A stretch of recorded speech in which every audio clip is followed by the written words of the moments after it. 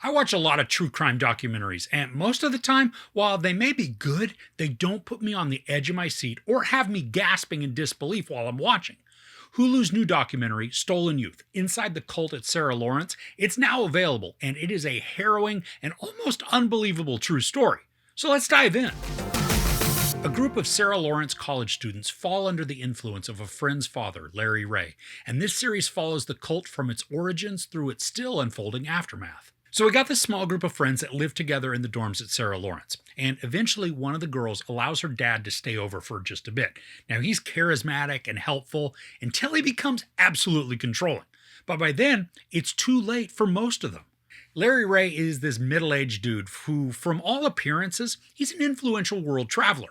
He's in pictures with Gorbachev, and then other people of power. And he's extremely knowledgeable, and he purports to have psyops training. Then he becomes a very useful and helpful asset to all of the students in that living space. And he's got wisdom and problem-solving skills that the young adults need and they want. So they turn to Larry for guidance and assistance. I loved the interviews in this three-part documentary. We have just incredible access to those that were affected and involved, and so many of the testimonials, they're just heartbreaking. From an outside perspective, it's really hard to believe that all of these intelligent people could be so easily manipulated and controlled. But what the documentary shows us is that this didn't happen overnight. For some of the people, this spanned over a decade. Talk about slowly boiling a frog. Well, the accounts, they made me shake my head so many times because if you're removed from the situation, things Larry asked and forced the young people to do and believe, they were just so far out there. But we can see and hear how much of an influential grip he actually had on them. Now, because Larry was also a paranoid, he recorded just about everything. So we have audio and even video of a ton of the interactions. Now, these are hard to watch sometimes, especially as he would get physically or emotionally violent with the students. But the manipulation, it's so extreme and harsh. And the filmmakers, they do a great job of piecing this all together in a cohesive timeline that's easy to follow. It's just not easy to believe simply for just how outlandish some of the accounts are. Now, the series does an excellent job of also chronicling the devastation that affects one family in particular. The ripples that Larry caused, it's heartbreaking. And we can see the emotional turmoil and weight all the events have, not only on the kids in the family, but the parents as well. To hear and see them recount what happened, it's incredibly sad. But luckily, by the end, there is some hope that's instilled, at least in their story. Now, I mentioned how I enjoyed the interviews, and a lot of that comes from the way that they're captured. Now, it is your typical interview setup where the subject is on a chair or a couch, and they're not looking directly at the camera. They're kind of over here. Well, in this, they're also using a filter to give a softness to the subjects. They're not out of focus by any means. They're just not sharp or harshly captured. And I like that because it mirrors a lot of the emotion that the interviewees are displaying. There's sadness, heartbreak, disbelief, sometimes anger, and then a lot of the time, something that resembles regret. The interviews are also expertly interwoven with still images and then recordings from Larry to help place us in the timeline at the appropriate times so we can get an accurate and visceral mental picture of what was occurring.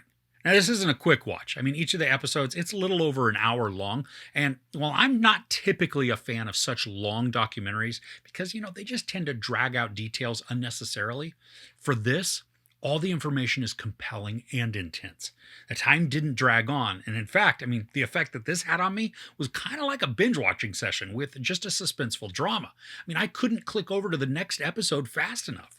Now, this isn't the only documentary that I've seen even recently that takes a look at manipulative people who then can seemingly talk their way into or out of anything, and then also they can convince people to do whatever they want.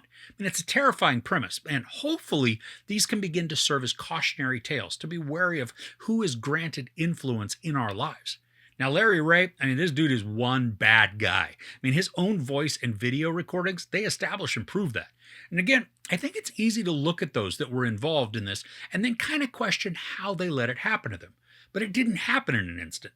The conditions were created by Larry to allow this to take form.